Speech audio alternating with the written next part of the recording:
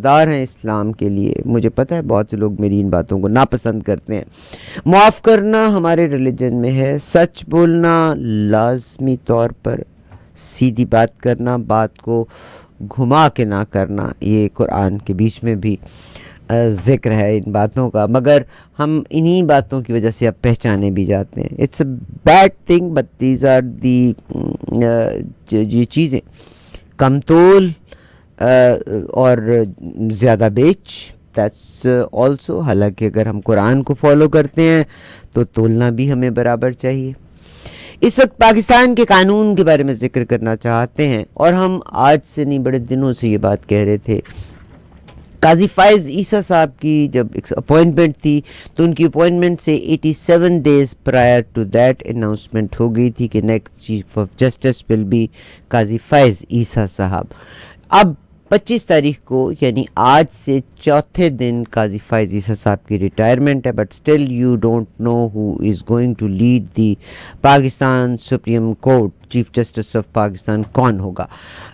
جو ان دا کیو ہیں that is justice منظور, مگر 26ویں آئینی ترامیم منظور ہونے کے بعد جسٹس منصور جو ہے ان کی اب کوئی بھی پوزیشن نہیں رہی, because as per this 26th amendment کے بعد ہمارے سیاسی کارندے جس کو چاہیں گے اس کو چیف جسٹس نامزد کر دیں گے.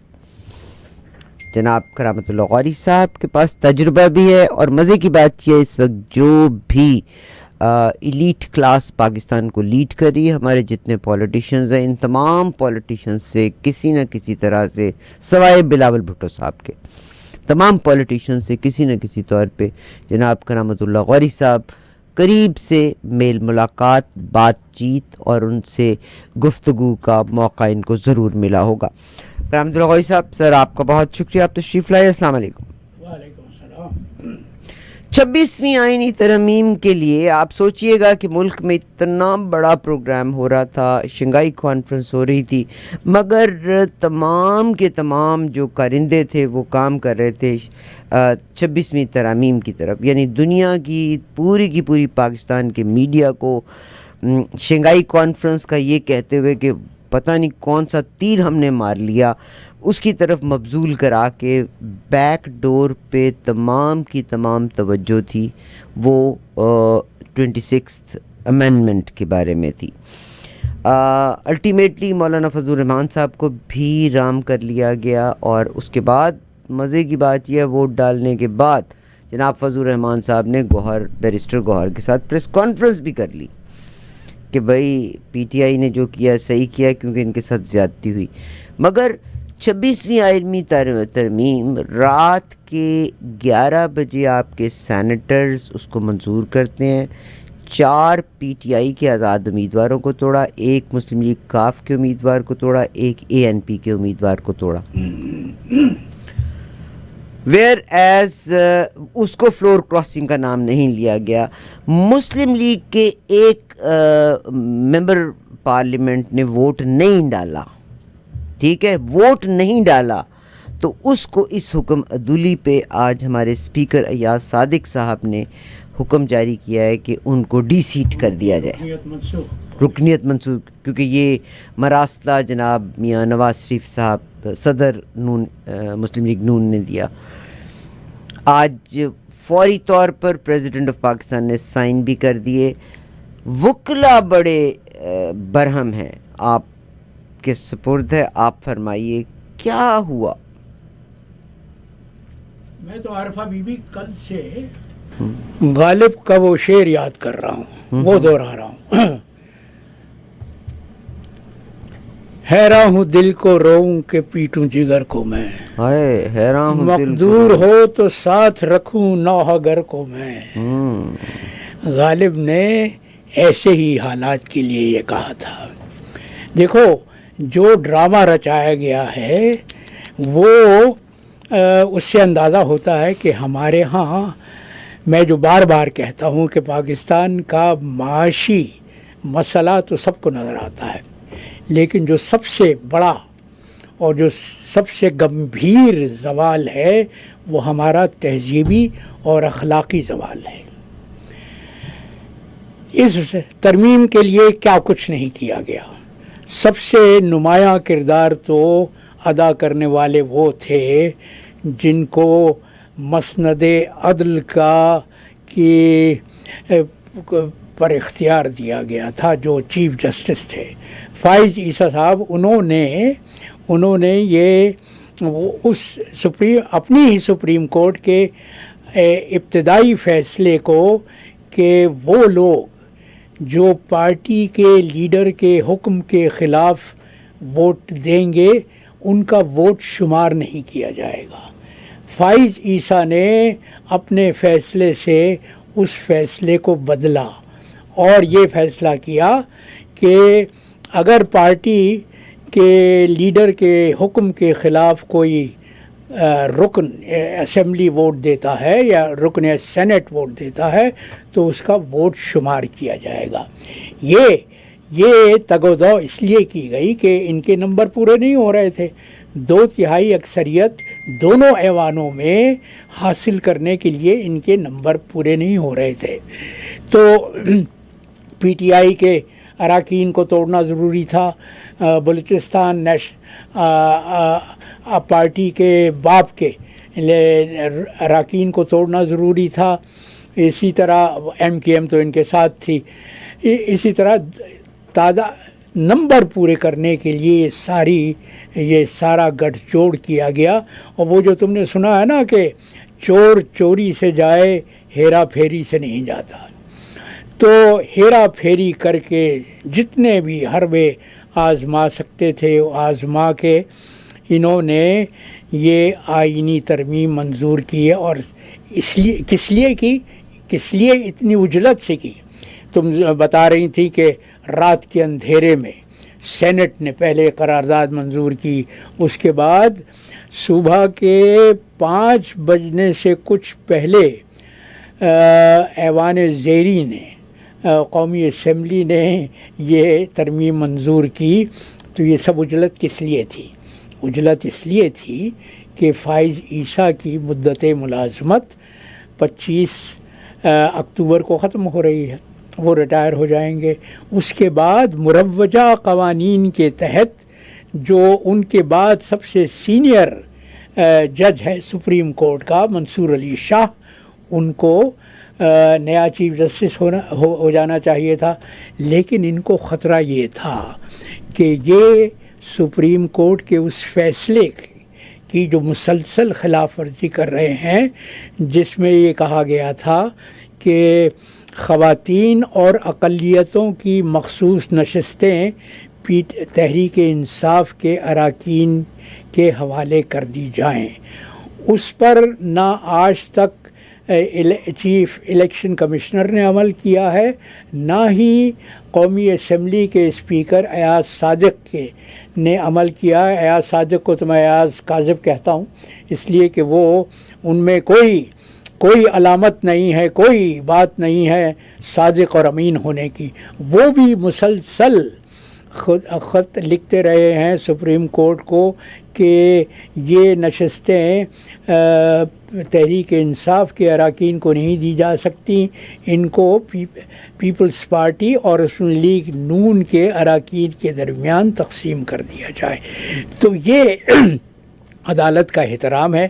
ان کو خطرہ یہ تھا کہ منصور علی شاہ، جن کی ساکھ یہ ہے کہ وہ نہ کسی کے سے مرعوب ہوتے ہیں نہ کسی کے تابع فرمان ہوتے ہیں، بلکہ وہ آئین اور قانون کی روشنی میں فیصلہ کرتے ہیں، وہ فیصلہ جو عدل کی روایات کے قریب تر ہونا چاہیے.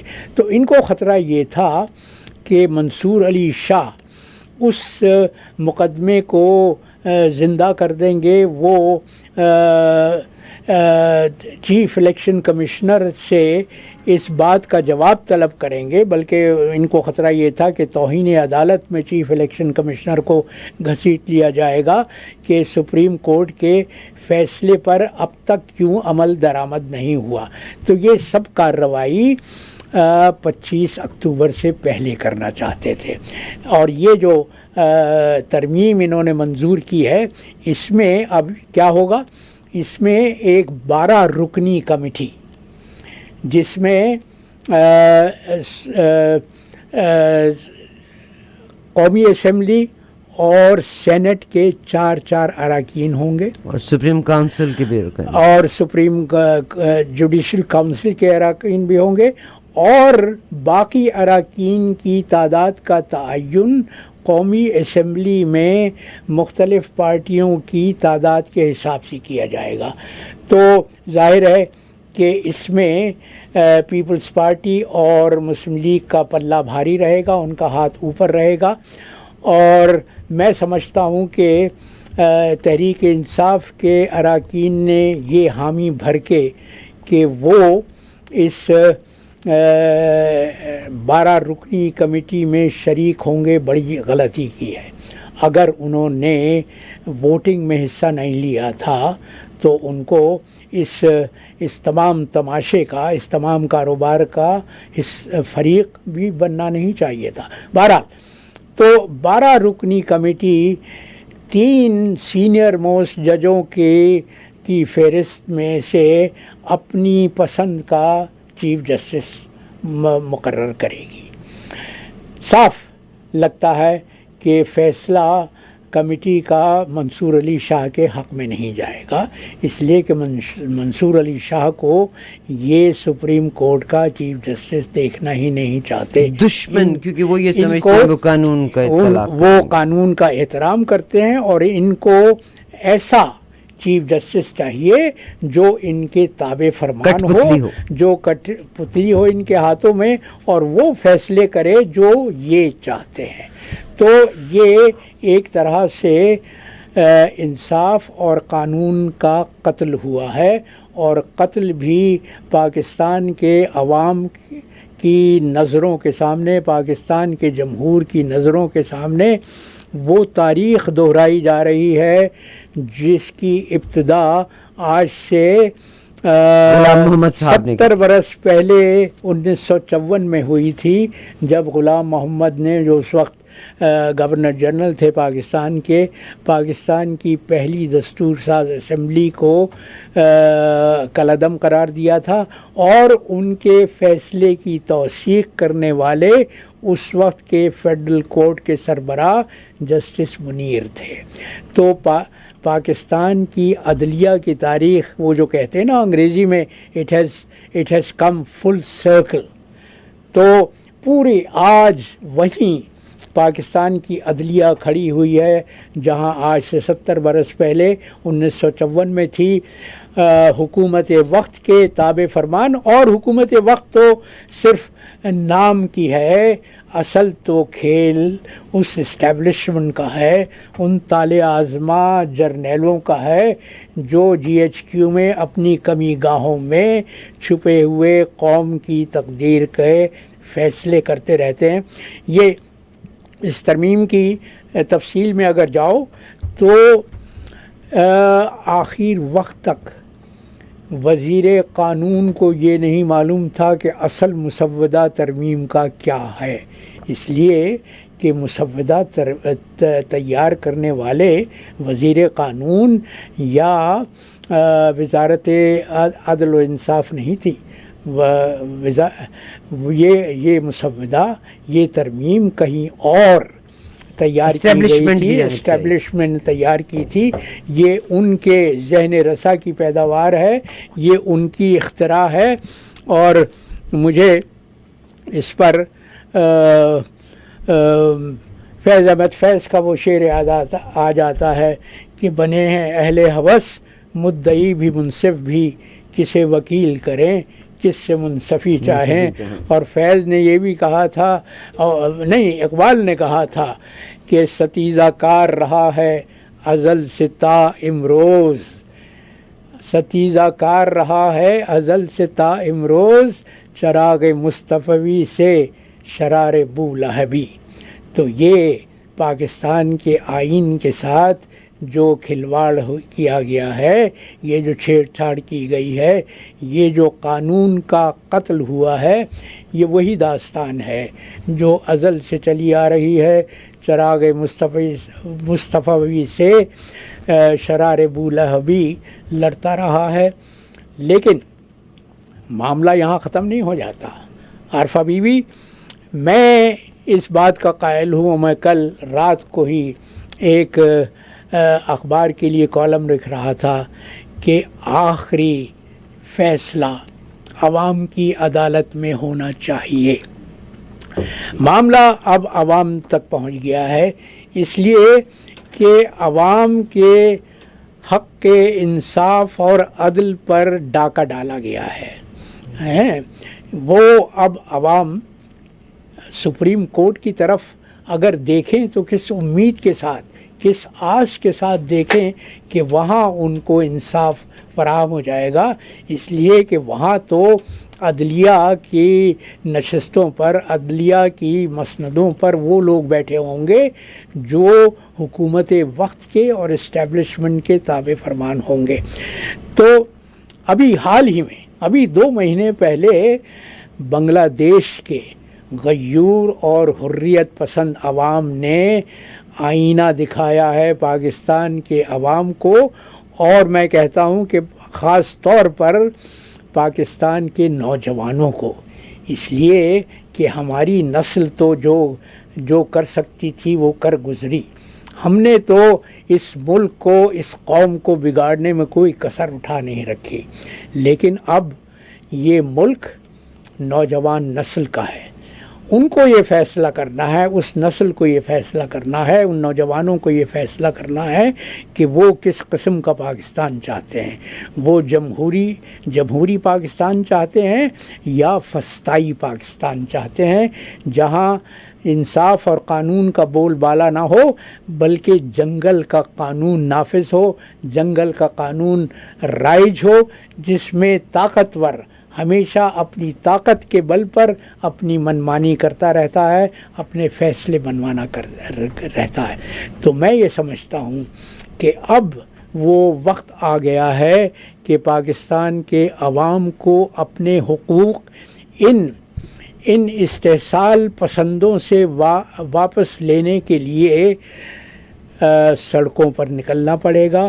عوام اتنی بار سڑکوں پہ نکلے، کچھ بھی نہیں ہوا. مجھے 2007 یاد آتا ہے، پرویز مشرف کے اگینسٹ جو چیف جسٹس تھے ان کے، تو اٹ واز اونلی لائرز، وکیلوں نے ان تمام فیصلوں کو واپس لینے پہ مجبور کر دیا تھا اس وقت کے ڈکٹیٹر کو. کیا وجہ ہے کہ اس وقت انہوں نے ایسا کمال کی گیم کھیلی ہے کہ آپ کی جو عدلیہ ہے اس کے وکلاء بھی ڈیوائیڈڈ ہیں؟ کیونکہ تو عوام تو سر کچھ نہیں کر سکتے. دیکھو برائی کے متعلق یہ کہا جاتا ہے کہ برائی ہمیشہ اوپر سے نیچے کی طرف آتی ہے. وکلاء بھی تو ظاہر ہے اسی قوم کے افراد ہیں، وہ بھی تو اسی زر کے چکر میں پھنس گئے ہیں جس میں ہماری نام نہاد اشرافیہ پھنسی ہوئی ہے. ہر شخص کو اپنا مفاد برتر لگتا ہے بجائے قومی مفاد کے.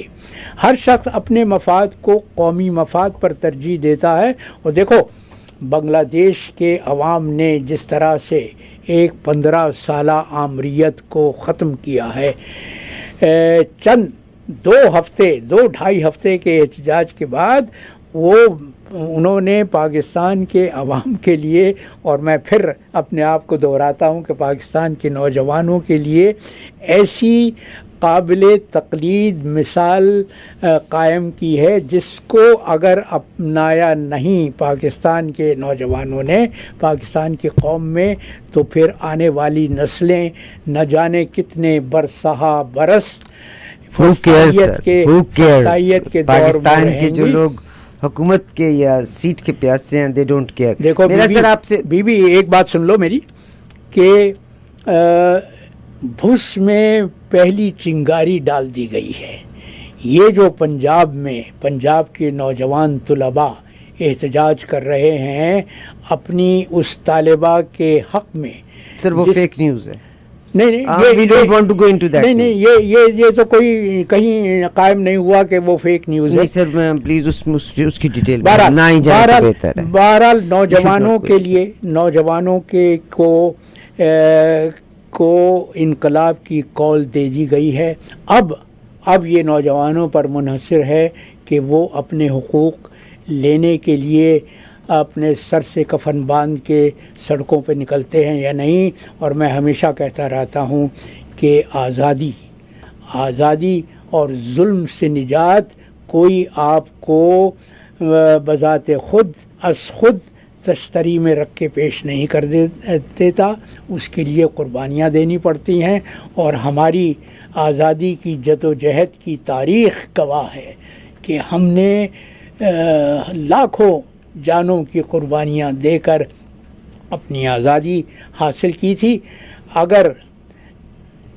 اگر وہ قابل تقلید نہیں ہے ہماری نوجوان نسل کے لیے، تو پھر میں کم از کم اپنی ذات کی حد تک اس قوم، اس ملک کے مستقبل سے انتہائی مایوس ہوں.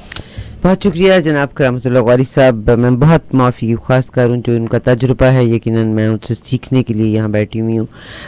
مگر ایک نیوز جس کو میں نے اپنے کسی بھی ہم نے پلیٹ فارم پہ اس کو کور نہیں کیا تھا، اور میں اس میں ذمہ داری محسوس کرتی ہوں. میرے پاکستان کے ہر مرد کی ذمہ داری ہے کہ میں نے اور آپ نے کیسے اپنے کردار کو بچانا ہے، اور ہمارے مردوں کے اوپر I respect my all men of my community کہ اگر ایسی زیادتی ہو تو میرا زندگی کا 64 سال کا تجربہ، اور جوانی سے لے کے اب تک 50 ایئرز تو کہیں بھی نہیں گئے، جوانی سے لے کے اب تک، ٹھیک.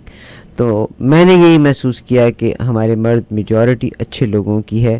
جو چند برے لوگ ہیں ان کو آپ ہمارے مرد سنبھال سکتے ہیں. تو بہرحال میں نے اس نیوز کو کور نہیں کیا تھا، اس کو میں نہیں کور، مگر میرا کنسرن اس وقت صرف پاکستان کے آئین اور قانون کے مطابق ہے. آج پریزیڈنٹ نے سائن کیا، آپ کیا سمجھتے ہیں کہ وہ کلا اس قانون کو چیلنج کر کے ریورٹ کرنے کی پوزیشن میں ہیں؟